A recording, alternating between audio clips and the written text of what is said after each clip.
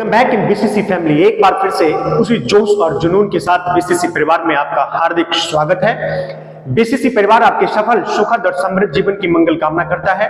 आपके स्क्रीन पे जो 10 नंबर क्वेश्चन दिख रहा है उसका रिप्लाई मुझे कमेंट के जरिए चाहिए। आप बारीकी से उस क्वेश्चन को देखें। जैसा कि क्वेश्चन में कह रहा है 9, 5, 3, 4 और एक y है, 4 से विभाज्य है, तो y का वैल्यू आपको इन ऑप्शंस में से एक ऑप्शन सिलेक्ट करके कमेंट के जरिए इसका रिप्लाई करना है। और 1 मिनट का मैं आपको वक्त दे रहा हूं। After 1 minute I will come back and discuss maths marathon.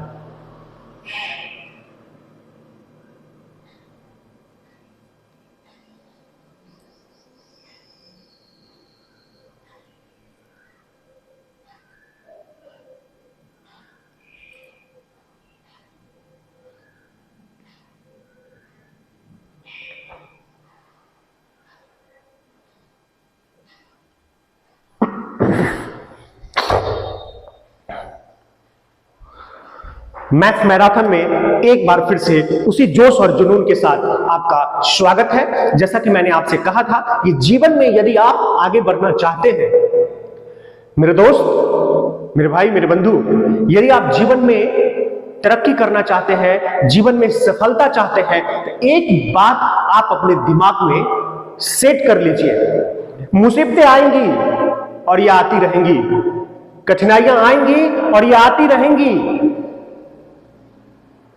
Problems आपके जीवन का एक पार्ट है और ये आता जाता रहेगा।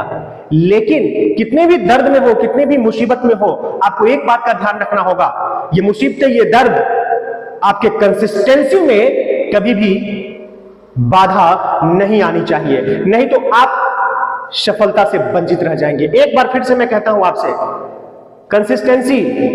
आप दर्द में हो, प्रॉब्लम में हो, परेशानी में हो, यदि आपने ठाना है कि मुझे ये करना है तो आपको करना पड़ेगा।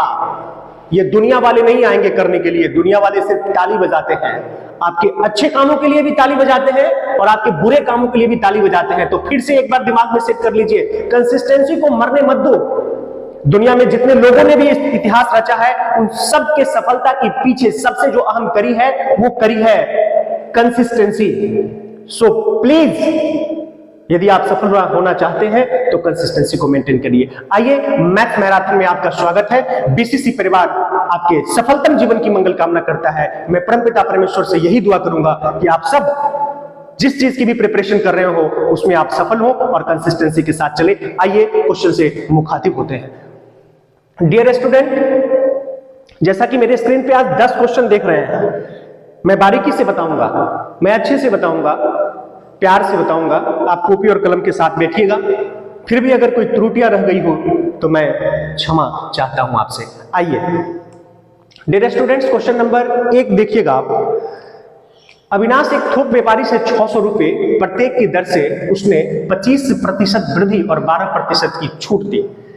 मतलब एक व्यापारी से 600 रुपए प्रत्येक पर, जरा ध्यान दीजिएगा, यहां पे 25% की वृद्धि, 25% की वृद्धि है और 12% की छूट है। 25% की वृद्धि है और 12% की छूट है। डियर स्टूडेंट, आप दिमाग में सेट कर लीजिए कि जब भी ऐसा क्वेश्चन हो ना, प्रत्येक की बात हो जाए ना, और 2 डाटा है, एक वृद्धि है और एक छूट है। छूट का मतलब कमी, छूट का मतलब कमी और वृद्धि का मतलब प्लस। इसमें एक इस पैटर्न का जरूर इस्तेमाल करिएगा, x + y plus xy by 100। मैं फॉर्मेट के साथ चलना चाहता हूं। अगर दोनों कमी हो तो माइनस में लेंगे और ये वाला प्लस ही रह जाएगा, क्योंकि माइनस माइनस प्लस। अगर दोनों वृद्धि हो तो इन सब में कोई चेंज नहीं आएगा। एक वृद्धि और एक कमी हो, यहां पे चेंज आएगा, क्योंकि प्लस माइनस माइनस। ध्यान दीजिएगा, प्लस माइनस माइनस। अब आपके पास 25% की वृद्धि है, ये 25 ले लीजिए, और छूट है कितना प्रतिशत का? 12% का, तो -12 कर दीजिए। देखिएगा ये माइनस है, ये प्लस है, इसलिए ये वाला साइन माइनस हो जाएगा। 25 गुने 12 अब बटे में 100 कर दीजिए। मेरे दोस्त, जब आप इसको काटेंगे तो ये कट जाएगा, 25 चौका 100 और 4 तिया 12, -12 और -3 -15 और +25 में से अगर -15 चला जाएगा तो 10 बचेगा।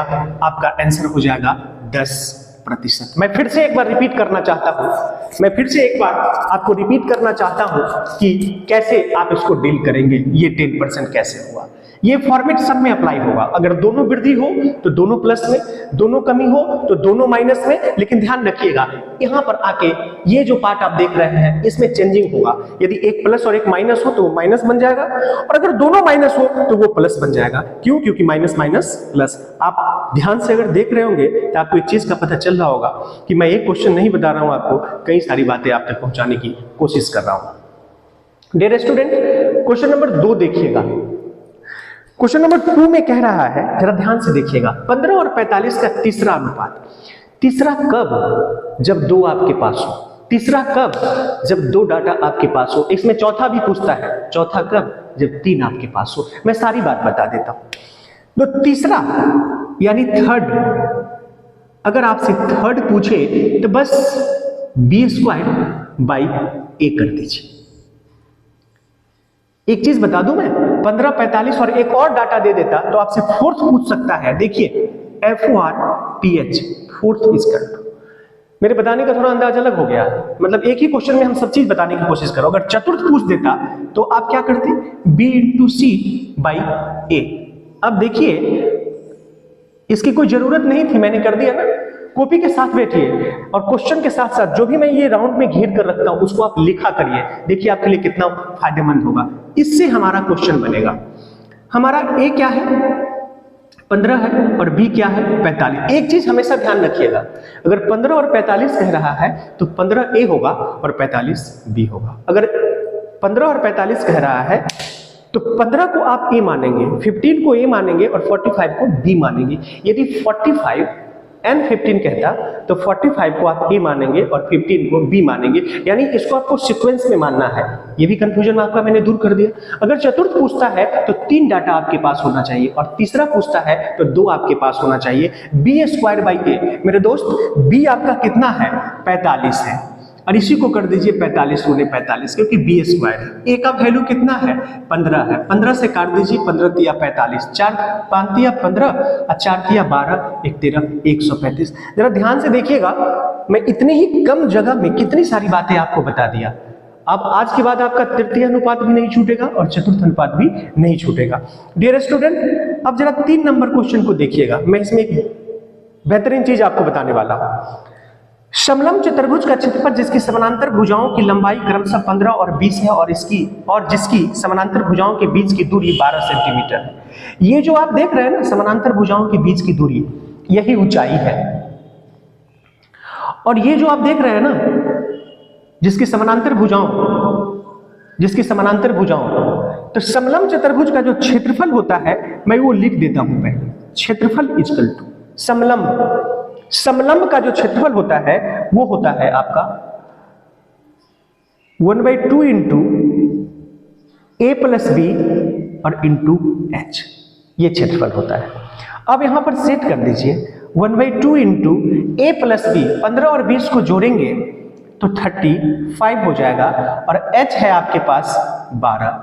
2 से जब इसको गुना करेंगे, 2 × 6 = 12, 6 × 5 = 30, 3 × 18 और 2 × 10, 210 सेंटीमीटर स्क्वायर। आपको याद रखने वाली कौन सी बात है? यह समानांतर भुजाओं का योग है। आमने सामने की भुजा को हम लोग समानांतर नहीं, मतलब समानांतर एक अलग किस्म का चीज होता है। समानांतर और बराबर दोनों 2 चीजें होती हैं। हम उतनी गहराई में नहीं जाऊंगा, लेकिन इस क्वेश्चन से रिलेट करके जो बनेगा। अब इसमें जरा बताइए, अगर आपका क्षेत्रफल भी दे देता, समानांतर भुजाओं का दोनों भुजा दे देता, तो आपसे ऊंचाई निकल जाता। मैथ्स कहता है कि इधर 1 बात, 2 बात, 3 बात और 4 बात। इस 4 में से कोई 3 अगर आपके पास है तो चौथे की गारंटी है। आइए डियर स्टूडेंट, अब मैं सिंपल इंटरेस्ट की तरफ बढ़ता हूं। सिंपल इंटरेस्ट में आपने पढ़ा होगा कि 10 वृत्तों में साधारण ब्याज धन का 4/5 होना। अब जरा ध्यान से देखिएगा, हम लोग अक्सर पढ़ते आए हैं CI = P × T × R/100। बस इसी फॉर्मूला से हम लोग SI भी निकाल लेंगे, प्रिंसिपल भी निकाल लेंगे, T भी निकाल लेंगे और R भी निकाल लेंगे। अब मैं एक चीज आपको बताना चाहूंगा कि 10 वर्षों में तो जब भी सिंपल इंटरेस्ट का क्वेश्चन बनाए तो सबसे पहले अरेंज कर ले PT R। और ऐसा ही ले ले। देखिए कितना सिंपल है, कहता है 10 वर्षों में समय 10 ले लीजिए, साधारण ब्याज धन का 4/5 गुना। मान लीजिए धन आपका 1 है, x भी मान सकते हैं, 1 का 4/5 करेंगे तो 4/5 ही आएगा। सपोज आप x ही मान लीजिए, कोई दिक्कत नहीं है, तो ये हो जाएगा 4x/5। मेरे दोस्त कुछ भी नहीं बचा। SI साधारण ब्याज, P, T और R, इस 4 में से कोई 3 यदि आपके पास है ना, कोई भी 3 अगर आपके पास है तो चौथे की गारंटी। मैथ्स को ऐसे समझना है। तो आपसे T पूछ रहा है, माफ कीजिएगा R पूछ रहा है, तो देखिए तो R बराबर क्या हो जाएगा, SI × 100। जो पूछ रहा है उधर ही रहने दीजिए, R इधर है उधर ही रहने दीजिए, बाकी सबको हटा दीजिए। SI × 100 और R आपसे पूछ रहा है तो ये गुना में है, कहां चला जाएगा, भाग में। अब जरा ध्यान दीजिए, SI आपका कितना है, 4x/5 × 100 बटे में, SI × 100 कर दिया आपने। और जब रेट पूछ रहा है तो नीचे में P और T होगा। देखिए कितना सिंपल, P कितना है, x है, T कितना है, 10 है। मेरे दोस्त x कट गया, 10 × 50, 10 × 50, 50 दूना 100, 4 दूना 8% आपका आंसर। आपने देखा, मैंने एक क्वेश्चन नहीं बताया, मैंने आपको एक ही क्वेश्चन से पूरी सिंपल इंटरेस्ट बता दिया, सिर्फ एक क्वेश्चन से। बारीकी से जरा समझने की कोशिश करिएगा डियर स्टूडेंट। अब जरा मैं 6 नंबर क्वेश्चन पर आपको लेके चलता हूं, माफ कीजिएगा 5 नंबर। अब इस 5 नंबर के लिए तैयार रहिएगा। इसमें क्या कह रहा है कि दो संख्याओं का HCF और LCM 2400 है, यदि एक संख्या 180 हो तो दूसरी संख्या क्या है। मेरे दोस्त दो संख्या, तो मान लीजिए वह दो संख्या क्या है, x है इंटू y है इज इक्वल टू, इन्हीं दोनों संख्या का HCF, मैं H से काम चला लेता हूं और L से LCM। मैंने कहा कि किसी भी दो संख्या का LCM मतलब दो संख्या का गुणनफल आप क्या लिख सकते हैं, दो संख्या है पहला दूसरा, इन्हीं दोनों संख्या का ये HCF है और इन्हीं दोनों संख्या का ये LCM है। मेरे दोस्त प्यारे बच्चे, क्या आपको नहीं लगता, अभी जस्ट मैंने कहा आपसे कि मैथमेटिक्स में इक्वल के दोनों तरफ 4 बातें अगर है तो उस 4 में से कोई 3 अगर आपके पास है तो चौथे की गारंटी। कोई 3 अगर आपके पास है, आपको नहीं लगता है 3 डाटा आपके पास है, जरा ध्यान से देखिएगा। आपका HCF कितना है, 24 है, आपका LCM कितना है, 2400 है। यदि एक संख्या 180 हो तो बस थोड़ा सा यहां पर आमूलचूल परिवर्तन, एक संख्या 180 हो तो मान लीजिए यही 180, मर्जी आपकी, किसी को भी मान सकते हैं, कोई दिक्कत नहीं है। एक को मान लिए तो दूसरा y बच गया, इसी y को आप पकड़ लीजिए। अब जब इसको समझ जाते हैं ना तो मेरे दोस्त ये लिखने की जरूरत नहीं होगी, अब डायरेक्ट बना लेंगे। 180 गुने y और HCF कितना है, 24 है, इंटू, अब HCF कितना है, 24 है और LCM कितना है, 2400 है, बस हो गया। अब 6 से काट दीजिए, 6 × 18, 6 चौका 24, एक 0 से एक 0 उड़ा दीजिए और 3 से 3 अठे 24 कर दीजिए, 8 चौका 32, 320। मैंने पूरी HCF LCM के एक छोटा सा पार्ट को विस्तृत जानकारी आप तक पहुंचा दी, डिटेल्ड इंफॉर्मेशन। अब इस 4 में से कोई 3 अगर आपके पास है तो कोई भी चौथा निकल जाएगा। सपोज करिए दोनों संख्या दे दे और इन दोनों का HCF दे दे तो LCM निकल जाएगा, LCM दे दे तो HCF निकल जाएगा, मतलब कोई भी 3 दे दे तो चौथा निकल जाएगा। तो इस एक क्वेश्चन नहीं सीखा आपने कितने क्वेश्चन सीखा, 4 क्वेश्चन सीखा। किस क्वेश्चन से, सिर्फ एक क्वेश्चन से।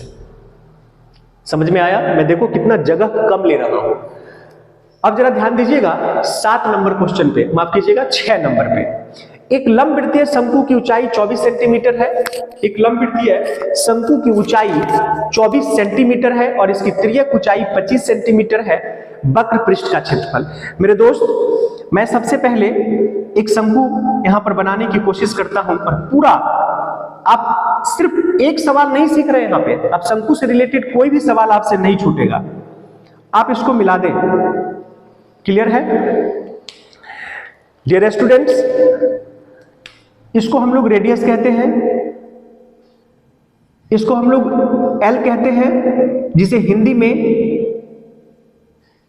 तिर्यक कहते हैं, और इसको हम लोग एच कहते हैं, जिसको हिंदी में ऊंचाई कहते हैं।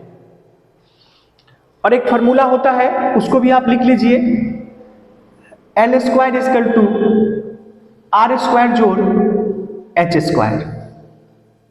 ऐसा इसलिए होता है क्योंकि यहां 90 डिग्री का कोण बन रहा है, और 90 डिग्री के सामने की भुजा को हम लोग कर्ण कहते हैं, लेकिन शंकु में इसे हम तिर्यक ऊंचाई कहते हैं। 90 डिग्री के सामने की भुजा को हम लोग कर्ण कहते हैं, लेकिन 90 डिग्री के सामने की भुजा को हम लोग कर्ण कहते हैं, लेकिन यहां पे हम इसे तिर्यक ऊंचाई कहेंगे। एक तरह का कर्ण भी है, जिसको हम इंग्लिश में हाइपोटेनस कहते हैं। मेरे दोस्त, ऊंचाई 24 सेंटीमीटर है। एक लंबित शंकु की ऊंचाई है 24 सेंटीमीटर, और इसकी तिर्यक ऊंचाई है 25 सेंटीमीटर। जरा ध्यान से देखिएगा, ये पूरी फॉर्मूला, पूरा ब्रह्मांड दे दिया मैंने आपको। क्या कर दिया? पूरा ब्रह्मांड दे दिया। और वक्र पृष्ठ का जो क्षेत्रफल होता है मेरे दोस्त, वो होता है 2 पाई आर एल। अब एक चीज मैं आपको बताना चाहता हूं, एल तो आपके पास है लेकिन आर नहीं है, तो कैसे निकालेंगे आप? यहां से निकालेंगे। एल की वैल्यू कितनी है? 25 है, तो 25 का स्क्वायर होता है 625। आर स्क्वायर को आप रहने दीजिए। देखिए कितनी सारी चीजें मैं बता दिया आपको। आर स्क्वायर को रहने दीजिए, और प्लस 24 का स्क्वायर आप करेंगे तो ये होता है 576। जब आप इसको इसमें से घटाएंगे तो मुझे लगता है 15 में से 6 गया 9 हो जाएगा, और ये 1 बचा, 11 में से 7 जाएगा तो 4 हो जाएगा, यानी 49।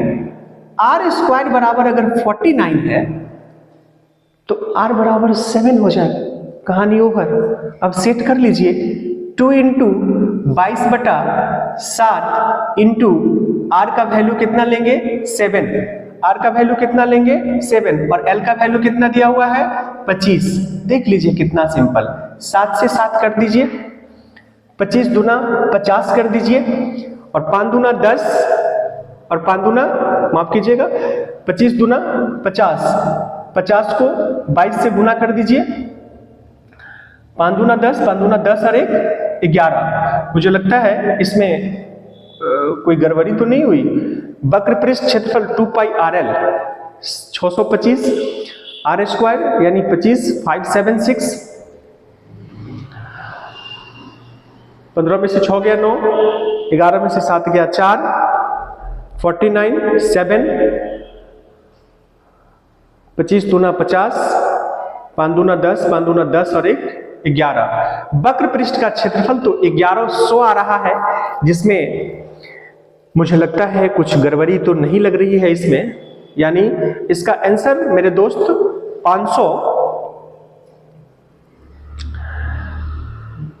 1100 सेंटीमीटर स्क्वायर ही होगा। आप जरा इसको देख लेंगे, मुझे लगता है ऑप्शन में कहीं मिस हो गई है। ओ हो, sorry, point to be noted. बहुत बड़ी मिस्टेक हो जाती,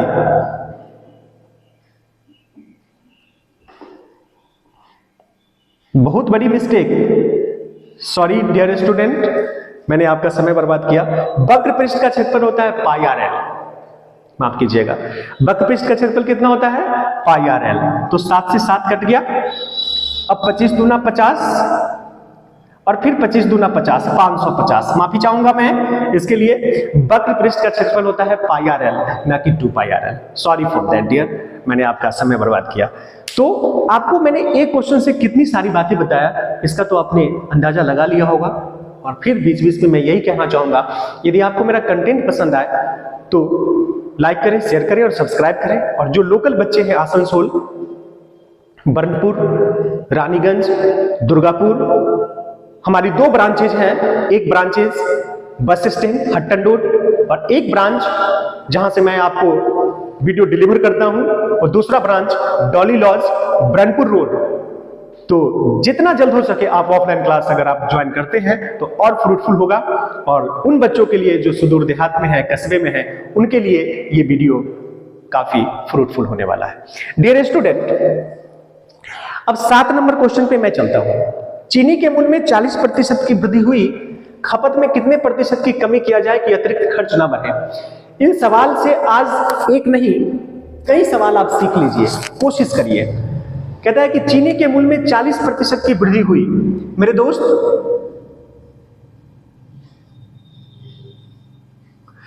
किसी भी चीज में वृद्धि और कमी कब होता है? आपकी मां आपसे कहती है कि बेटा चीनी का दाम कम गया है, जाओ चीनी लेके आओ। इसका क्या तात्पर्य है? यानी आपकी मां को पहले कैसे चीनी मिलता था वो भी मालूम है, और अभी दाम कम गया है वो भी मालूम है। तब तो मां आपसे कह रही है बेटा चीनी लेके आओ, चीनी का दाम घट गया है। हो सकता है मां आपसे कहे कि बेटा चीनी लेके आओ, थोड़ा चीनी का दाम बढ़ गया। थोड़ा ध्यान से जोड़ दीजिएगा, इसमें 2 सवाल आपसे पूछेगा। एक सवाल जो अभी आपसे पूछ रहा है कि कमी किया जाए, और दूसरा आपसे पूछ दिया जाए कि इतनी प्रतिशत वृद्धि किया जाए। बस 2 ही सवाल आपसे पूछेंगे इससे रिलेटेड, और जो कंसेप्ट मैं आपको अभी दे रहा हूं मैं दावे के साथ कह सकता हूं, इस सवाल को देखने के बाद ये कमी वाला और वृद्धि वाला कंसेप्ट वाला सवाल आपसे नहीं छूटेगा। तो मां आपसे कहती है कि जाइए चीनी लेकर आइए, चीनी का दाम घट गया है या चीनी का दाम बढ़ गया है, 2 ही बात तो हो सकती है। तो वृद्धि और कमी कब होती है मेरे दोस्त? जब पहले से कोई चीज का दाम आपको मालूम है, तभी तो आप कहते हैं कि कमी या वृद्धि। तो पहला दाम तो आपको चाहिए, जिसको मैंने प्रा लिखा यानी प्रारंभिक, नौ लिखा यानी नया। तो मैंने सोचा कि 40% की वृद्धि हुई है तो मैं इसको 100 मान लेता हूं।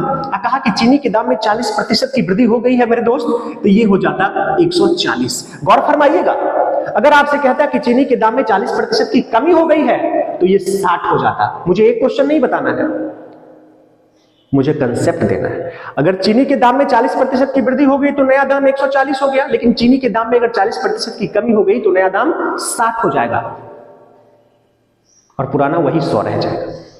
तो जहां पर आपसे कमी पूछ रहा है वहां पे वृद्धि पूछ देगा, यानी 2 ही सवाल आपसे पूछेगा। तो चलिए, आपने दोनों सवाल समझ गया। आपसे कह रहा है कि 40% की वृद्धि हुई, खपत में कितने प्रतिशत की कमी किया जाए कि अतिरिक्त खर्च ना बढ़े। यानी कहने का सेंस यहां पर यह है कि जो दाम बढ़ा है ना भाई, हमको मैनेज कर लेना है। किचन के खर्च में हमको ज्यादा इधर उधर की बातें नहीं चाहिए, हमको उतने में काम चला लेना है। यानी 40 तो बढ़ गया है साहब, कैसे करोगे? यानी इस 140 को 100 बनाना होगा, मुझे उतने में मेंटेन करना है साहब। मुझे अपने किचन के खर्च में अतिरिक्त खर्च नहीं चाहिए, कहने का मतलब उसको मेंटेन कर लेना है। तो जो 40 आपका बढ़ा है उसको कम करना होगा। तो कितना कम करिएगा? 40 कम करिएगा, तब तो 100 बनेगा, क्योंकि मुझे मेंटेन करना है 100 में। तो 40 कम कर दिया क्योंकि कमी पूछ रहा है, तो 40 कम हो गया। और ध्यान दीजिएगा, 100 नहीं बटे में 40 किसको कम किया गया? 140 को कम किया गया, इसलिए 40 बटे 140। अब परसेंटेज पूछ रहा है ना, तो दुनिया का कोई भी प्रतिशत अगर आपसे पूछता है तो ये पैमाना है, 100 से गुना होएगा ही होएगा। अब आप ऑप्शन का इस्तेमाल कर लीजिए, यानी थोड़ा सा आसान कर सकते हैं। 2 पचे 10, 2 सत्ते 14, 5 चौका 20, 200 बटे 7, 7 दूना 14 और 7 अठे 56। मुझे लगता है कि यहां ऑप्शन का इस्तेमाल कर लीजिए, क्योंकि ये दोनों ऑप्शन होगा नहीं, क्योंकि ये डेसिमल में नहीं है और ये डेसिमल में है। यानी 200 बटे 7 को अगर आप ये करिएगा तो मुझे लगता है कि आपका आंसर आ जाएगा। क्लियर? तो इसलिए दोनों बात आपने सीखा। कितने प्रतिशत की कमी, तो ये कमी हो गया। लेकिन अगर ये वृद्धि कहता तो यहां वाला क्या हो जाता? कमी हो जाता। ऊपर अगर वृद्धि है तो नीचे कमी पूछेगा, ऊपर अगर कमी है तो नीचे वृद्धि पूछेगा। क्यों और कैसे का जवाब मैंने आपको दे दिया। आइए डियर स्टूडेंट, जरा ध्यान दीजिएगा, मैं आपसे एक बात यहां पे कहना चाहूंगा। क्वेश्चन नंबर 8 को देखिए। ये कहता है कि एक वस्तु को 255 रुपया में बेचने पर 15% की हानि होती है, यदि 357 रुपया में बेचा जाए तो लाभ प्रतिशत कितना होगा? 15% की हानि होती है, 15% की हानि होती है। Cost price, profit and loss के संदर्भ में मैं अक्सर बच्चों को बताता हूं, सब कुछ बदलता है लेकिन क्रय मूल्य नहीं बदलता है। कॉस्ट प्राइस नहीं बदलता है, सब कुछ बदलता है लेकिन डिस्टेंस नहीं बदलता है, टाइम एंड डिस्टेंस में मैं कहता हूं। तो इन कुछ सिलेक्टेड पॉइंट को अगर आप ध्यान में रखते हैं तो आपके लिए बहुत कारगर होने वाला है। डियर स्टूडेंट्स, एक वस्तु को 255 रुपया में बेचने पर 15% की हानि होती है। यदि 357 रुपया में बेचा जाए तो लाभ प्रतिशत, और स्लैश दिया हुआ है हानि प्रतिशत क्या होगा। तो सबसे पहले कॉस्ट प्राइस तो निकालिए। मैं आपको कॉस्ट प्राइस का एक फार्मूला देता हूं, जरा ध्यान दीजिएगा। जब प्रतिशत लाभ और प्रतिशत हानि की बात हो ना, तो कॉस्ट प्राइस क्या होता है, लाभ और हानि दोनों में, तो आपको एसपी से गुना करना होता है। हालांकि एक परसेंटेज से भी बन जाएगा, 100 मान के भी बन जाएगा, लेकिन क्यों उतना लोचे में पड़ना, हम क्लियर कर लेते हैं। एसपी इंटू सीपी आपसे पूछ रहा है मेरे दोस्त, तो 100 ऊपर होगा, अब बटे में 100 माइनस 15 कर दीजिए तो क्या हो जाएगा 85। 100 माइनस, यहां पर मैं पूरा फॉर्मूला लिख देता हूं, 100 माइनस 15। प्रतिशत लाभ और प्रतिशत हानि के सेंस में सीपी में कह रहा हूं। मैं दो बातें यहां क्लियर